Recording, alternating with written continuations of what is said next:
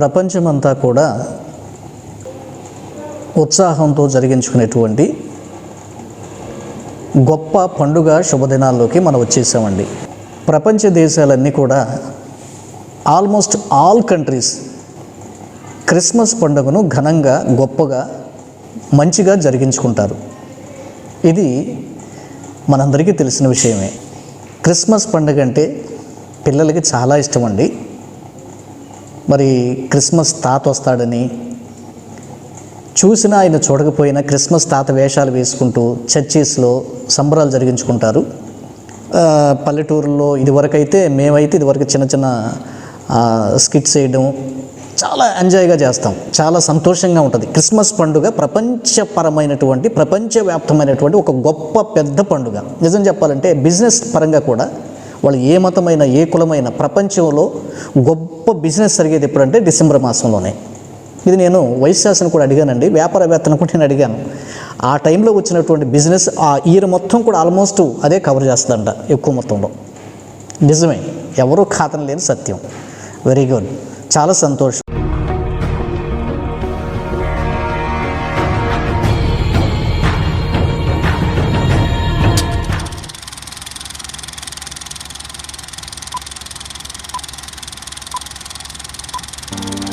క్రీస్తు విజయం అనే మన ఈ ఛానల్కి స్వాగతం, సుస్వాగతం.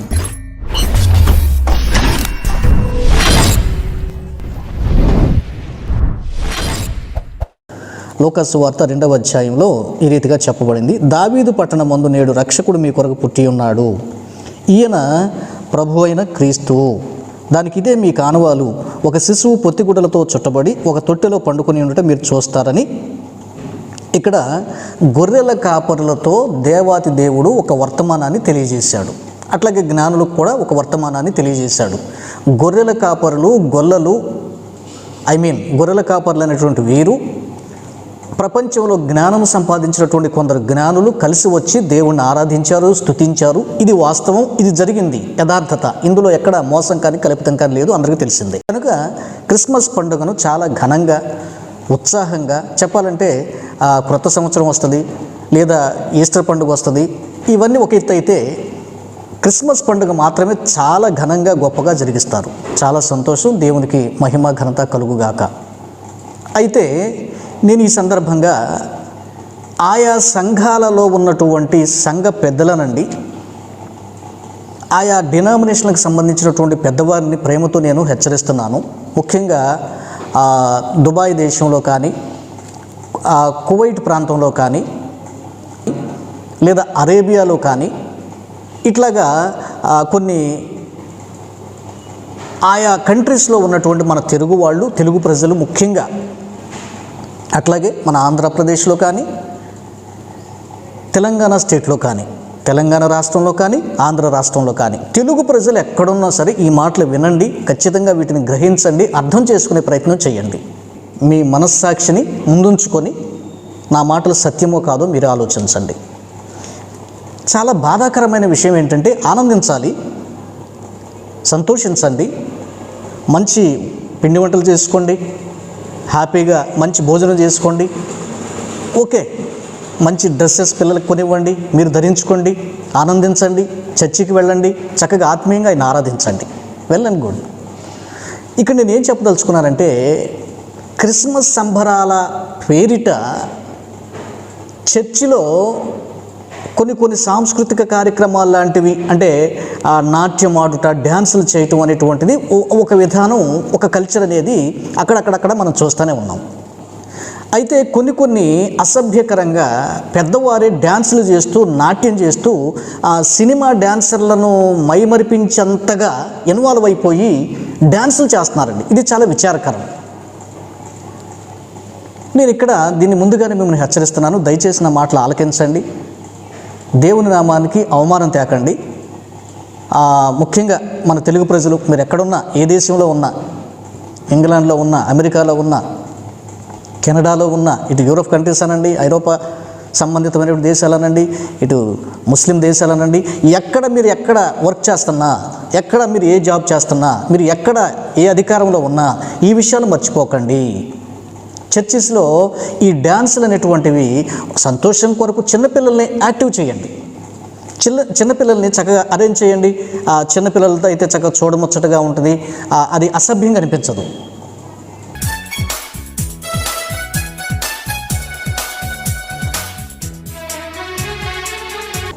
అయితే ఈవెన్ మ్యారేజ్ అయినటువంటి వారు, పెద్దవారైనటువంటి వారు ఏదో ఇక ఆ మైకంలో పడిపోయి పండుగ పండుగ పండుగ అంటూ యేసు ప్రభు వారికి చాలా దుఃఖం కలిగించేటువంటి కార్యక్రమాలు చర్చిస్లో చేస్తున్నారు. ఇది చాలా విచారకరం, వాక్య విరుద్ధం ఇది. కొంతమంది ఏమంటారంటే అదేంటి సార్, ఆ దావీదు నాట్యం చేశాడని మనకు బైబిల్లో ఉంది కదండి, మరి దావీదు చాలా పెద్దవాడు కదండి. అవునా? దావీదు గారు పెద్దవాడు, ఆయనే నాట్యం చేశాడండి, ప్రభువుని ఆరాధించాడండి, అట్లా సంతోషంగా మనం కూడా దేవుని సన్నిధిలో నాట్యం చేస్తే తప్పేంటండి అని వాదించేవారు లేకపోలేదు. అంటే వాళ్ళకి పూర్తిగా వాక్యం మీద పట్టు లేదు, వాక్య అవగాహన వారికి లేదు అని అర్థం. అవునండి, క్షమించండి, నా మాటలు ఎవరినైనా ఇబ్బంది పెట్టుంటే క్షమించాలి. అవునండి, ఇది వాస్తవం. ఇప్పుడు దావీదు ఎక్కడ చేశాడండి? దేవుని మందిరంలోనా? కాదు. దావీదు ఎప్పుడు చేశాడండి? అది ఏదైనా పండుగ సమయమా? కాదు కదా. దావీదు ఎవరండి? ఒక విధంగా చెప్పాలంటే పురుషుడు, స్త్రీలు కాదు కదా. ఇక్కడ అసలు పురుషులు ఎవరు డ్యాన్స్ చేయరండి సాధారణంగా. అంటే ఒకవేళ ఎక్కడన్నా యూత్ వేస్తున్నారేమో, కానీ సాధారణంగా ఎక్కువ వీడియోస్ స్క్రోల్ అవుతూ ఉంటాయి సోషల్ మీడియాలోకి వచ్చేది ఎక్కడంటే, లేడీస్ అయినటువంటి వారు, క్రైస్తవ విశ్వాసులుగా జీవించేటువంటి వారే, పెద్దవారే ఎక్కువగా వాళ్ళు డ్యాన్సులు చేస్తున్నట్లుగా, కాస్తంత అసభ్యంగా, దేవునికి అయిష్టంగా అనిపిస్తుంది. అందుకనే కాబోలు బైబిల్లో దేవుడు చెప్తాడండి, మీ పండుగలు నాకు అసహ్యంగా ఉన్నాయి, నాకు ఇష్టం లేదంటూ ఇశ్రాయేలీయులను ఉద్దేశించి దేవుడు మాట్లాడినా ఇప్పుడు అవి మనకు కూడా వర్తింపజేసుకోవాలి. చూసారా, ఆత్మీయంగా ఆరాధించడం మనం మానేసి శరీర సంబంధమైనటువంటి ఉత్సాహంతో మునిగిపోయి, ఏమండి మనం కట్టుకున్న శారీలు చూడాలి, లేకపోతే మనం పెట్టుకున్న బంగారం చూడాలి, అబ్బో మన గ్రేట్ లుక్ కావాలి, మంచి అట్రాక్టివ్గా ఉండాలి, ఇట్లాంటి ఆలోచనలతో సైతాను సంఘాన్ని గలిబిలి చేసి సంఘాన్ని పతనం చేస్తూ పాడు చేస్తున్నాడన్న సంగతి మీ దృష్టికి ముందే తెస్తున్నాను. పండగకు ముందే మీ దృష్టికి తెస్తున్నాను, గుర్తుంచుకోండి.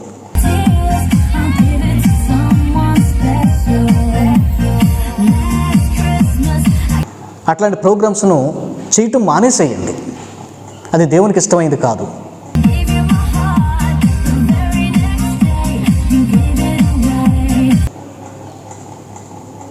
ఇప్పుడు స్త్రీలు అనేటువంటి వారు లేదా ఒక మంచి ఒక స్కిట్ లాంటిదో, లేకపోతే ఒక మంచి దేవుని మాటలు మాట్లాడటమో, లేకపోతే ఒక చక్కగా ఆ సందర్భంలో ప్రార్థన చేయటమో, ఒక మంచి పాట చక్కగా టీమ్గా క్వైర్గా ఉండి చక్కగా దేవుని పాటలు పాడి ప్రభువును స్తుతించటమో, ఇలా చేయండి.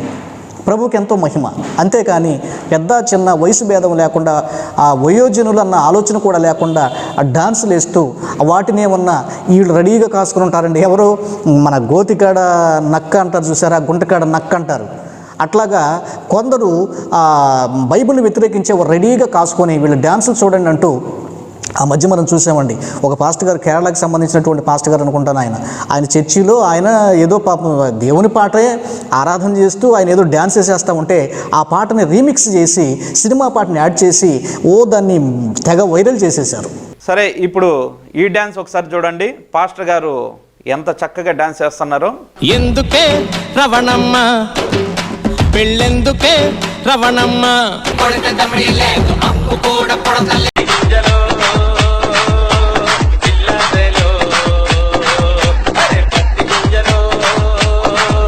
జై శ్రీరామ్. హిందూ బంధువులందరికీ చాలామంది తెలియక పాస్టర్ గారు ఏంది డ్యాన్స్లు వేస్తున్నాడు, సినిమా పాటలు డ్యాన్స్ వేస్తున్నాడు ఏంటి అని తెలియక చాలామంది అమాయకులు నాకు ఫోన్ కాల్ చేశారు ఆ సందర్భంలో. అప్పుడు మేము మళ్ళీ ఒరిజినల్ వీడియో ఏంటో వెతికి తెచ్చి దాన్ని ప్లే చేసి ప్రజలకు చూపించాం. సరే, అదైనా సరే ఈ డ్యాన్సులు ఏంటండి బాబు, ఈ గొడవంతా తీసేయండి సంఘాల్లో నుంచి, ఈ డ్యాన్సులు ఏంటి. సో కనుక మీరు ఏది చేసినా బైబిల్ మనకేం చెప్తుందండి, భోజనం చేసినాను పానం చేసినాను ఏం చేయాలి, ప్రభు మహిమ కొరకు చేయాలి. మనం ఏది నిర్వహించిన చర్చిలో మర్యాదగాను క్రమముగాను జరుగునీయుడి అని పౌలు చెప్పాడు. కనుక క్రమముగా మర్యాదగా ఉండాలి. ఈ మాటలు గుర్తుంచుకోండి. యేసు ప్రభు అల్లరికి కర్త కాడు, సమాధానకర్త. అల్లరి చిల్లరగా ఉండటము, గందరగోళం చేయటము, ఏదో రికార్డింగ్ డ్యాన్సుల్లాగా చేయటము, ఇవన్నీ కూడా, ఈ నృత్యాలు ఇవన్నీ కూడా దేవునికి ఇష్టమా అండి? కాదమ్మా. దయచేసి ఎవరు నా మాటలకు నొచ్చుకోవద్దు, అలా చేయకండి. ఈ సంవత్సరం అయినా కొంచెం మెలకుగా ఉండండి. ఈ మరి సోషల్ మీడియా వచ్చిన తర్వాత ప్రతి ఒక్కరు కూడా ప్రతి ఒక్కటి పోస్ట్ చేస్తున్నారు. ఆ పోస్ట్ చేసినటువంటి వాటిని పట్టుకొని ప్రభునామానికి అవమానకరంగా రకరకాలుగా నీచంగా కామెంట్లు చేస్తూ భయంకరంగా చేసేటువంటి దుర్మార్గులు కూడా ఉన్నారు, మీకు తెలుసు. ఏమండి, ఒక్క రాత్రి యేసయ్యతో మనం ప్రార్థన చేసుకుని గడపాలంటే దాన్ని తీసుకెళ్ళి వాడెవడో ఒక్క రాత్రి యేసయ్యతో అంటూ దాన్ని రివర్స్లో కామెంట్ చేస్తూ వీడియో పెట్టాడు. ఇట్లాగా ఏ పాట పాడినా, ఏ కామెంట్ చేసినా, ఎక్కడ ఏ డ్యాన్స్ చేసినా దాని రకరకాల అపార్థాలు తీసుకొని వెళ్ళి అపార్థమైనగా అర్థాలు వచ్చేటట్లుగా వాటిని మౌడు చేస్తూ, హేళన చేస్తూ, క్రైస్తవ్యాన్ని దూషణ పాలు చేస్తూ అవమానించేటువంటి వాడు గుంటకాడ నక్కలు చాలా కాచుకుని ఉన్నాయి. సరే, వాళ్ళకి భయపడదామా అన్న సంగతి పక్కన పెట్టేయండి. సరే, మనం మనుషులకి మనం భయపడాలి, దేవునికి భయపడాలి కొన్ని విషయాల్లో. అట్లాగే దేవుని దయందు మనం వర్తిల్లాలి, మనుషుల దయ మన మీద ఉండాలి, according to our Holi Bible. గుర్తుంచుకోండి. అట్లాగే కొన్ని విషయాలు ఆ సంఘం వెలుపటి వారికి కూడా అభ్యంతరకరంగా ఉండకూడదు అని పౌలు హెచ్చరిస్తాడు, గుర్తుంచుకోండి. సరే, ఈ మనుషులతో మనకేందండి అనుకుందాం. మరి దేవుని దృష్టిలో న్యాయమా? న్యాయమైతే అలాగే ప్రొసీడ్ అవుతాం. కాబట్టి దేవునికి కూడా అది ఇష్టమైంది కాదు అనే నేను మీకు చెప్పదలుచుకున్నాను ఇక్కడ.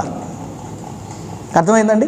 ఏదో చిన్నపిల్లలు చేస్తారు, ఓకే, వెళ్ళండి కూడా. యూత్ చేయటం కూడా అంత సమంజసంగా అనిపించట్లేదండి. సరే, చర్చిలో చేసుకున్నారు, ఓకే, ఆడు సంబరపడ్డారు అనుకుందాం. వాటిని మళ్ళీ సోషల్ మీడియా పెట్టడం అనేది అస్సలు బాగోట్లేదు. సరే, చర్చిలో చేసుకున్నారండి, ఏదో చిన్నపిల్లలు, యూత్, పెద్దవాళ్ళు ఆనందం పట్టలేక ఏదో ప్రభు పాటలకి సంతోషించడానికి చేశారు అనుకుందాం. మరి వాటిని మళ్ళీ సోషల్ మీడియాలో పోస్ట్ చేయకండి. ఈ వార్నింగ్ నోట్ చేయండి. మీ కార్యక్రమాలు ఏమైనా చేసినప్పుడు, ఇట్లాంటివి ఉన్నప్పుడు, సరే మీరు సంతోషంగా చేశారు, ప్రభువుకి ఇష్టమని చేశారు, మీ మనస్సాక్షికి తెలుసు, మీరు మంచి భావనతో సంతోషంగా చేశారు అనుకుందాం, వాటిని పోస్ట్ చేయకండి. ఎందుకంటే ఇక్కడ గోతికాడ నక్కలు ఉన్నాయి.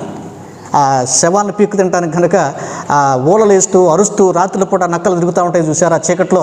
అలాగా కొంతమంది సోషల్ మీడియాలో వెతుకుతూ ఉంటారు మనని. కనుక ఈ విషయాలు దృష్టించండి. వీలైనంత వరకు ఎవరు కూడా అట్లాంటి నృత్యాలు చేయొద్దు, పెద్దవారు ఎవరు కూడా. ఒకవేళ ఏదన్నా మంచి భావనతో చేసినా వాటిని పోస్ట్ చేయకండి. ముందుగా నేను మిమ్మల్ని హెచ్చరిస్తున్నాను. ఈరోజు నవంబర్ 24వ తేదీ అండి, అంటే ఇంచుమించుకు ఒక నెల ముందుగానే మిమ్మల్ని హెచ్చరిస్తున్నాను. గుర్తుంచుకోండి, నేను మిమ్మల్ని ప్రేమించి యేసయ్యకి అవమానం రాకూడదని మాత్రమే నేను చెప్తున్నాను. ఎవరినో బాధ పెడదాం, ఎవరో తప్పు చేసేస్తున్నారు అంటూ నేను అంటలేదు. అంటే అదేదో తప్పు అయిపోయింది, అట్లా డ్యాన్స్ చేయటం అనేది తప్పు అయిపోతుందని కూడా నేను చెప్పట్లేదు. కానీ దేవునికి అవమానం రాకూడదు, ఇతరులకు మనం సాతానికి అపవాదికి చోటు ఇవ్వకూడదు. ఒక్కొక్కసారి అది క్రమశిక్షణగా లేదనుకోండి, ఆ సంతోషానికి బదులు దుఃఖమే మిగులుతుంది, మనకి విచారమే మిగులుతుంది మనకి. నిజంగా చాలా ఒక విచారకరమైన వార్తను కూడా మీకు చెప్పి నేను ముగిస్తాను. ఏంటంటే నిన్నే పేపర్లో వచ్చిందండి ఒక సంఘటన. ఏంటంటే ఆ సంఘటన మరి క్రిస్మస్ ఊరేగింపుపై దూసుకెళ్ళినటువంటి కారు. ఇది చాలా విచారం అండి, మళ్ళా వినండి. క్రిస్మస్ ఊరేగింపుపై దూసుకెళ్ళినటువంటి కారు, 5 మృతి, 40 మందికి గాయాలు. అమెరికాలో ఈ దుర్ఘటన జరిగింది. చాలా దురదృష్టం అండి. స్టార్టింగ్ అండి, నిన్న మొన్న వీళ్ళకి సంబరాలు స్టార్ట్ అయ్యాయి. అంటే మనకైతే మనం ఏదో డిసెంబర్ వచ్చినాక ఏదో స్టార్ట్ చేస్తామండి సాధారణంగా. అయితే వీళ్ళు ఆల్రెడీ ఎర్లీగానే దీన్ని స్టార్ట్ చేశారు, ఉత్సవం జరిగించుకుంటున్నారు. ఒక రోడ్డు మీద గుంపుగా కూడి ఈ యొక్క సెమీ క్రిస్మస్ వేడుకల్లాగా సంతోషంగా సంబరాలు జరిగిస్తూ ఉంటే హఠాత్తుగా ఒక కారు దూసుకొచ్చింది ఆ గుంపుపైకి. క్రిస్మస్ సెలబ్రేట్ చేసుకునేటువంటి గుంపుపైకి కారు దూసుకొచ్చేసింది. దాదాపుగా స్పాట్లో ఒక 5 చనిపోయారు, 40-50 మంది గాయాల పాలైపోయారు. అయ్యో, ఇదేంటండి, ఒక మంచి కార్యక్రమం కదా, దేవుని కార్యక్రమం కదా, ఇలా నష్టం జరగటం ఏంటండి? ఆలోచించారా? అంటే ఇందులో దేవుని యొక్క ప్రొటెక్షన్, గాడ్ ప్రొటెక్షన్ అనేటువంటిది లేకుండా పోయింది. కారణం ఏంటంటే ఇది ఒక ఆచారం అయిపోయిందే తప్ప ఒక భక్తి, దైవికమైనటువంటి కాపుదల, దేవునికి మహిమ అనే విషయాలు వీరు మర్చిపోతున్నారు ప్రజలు. చూసారండి?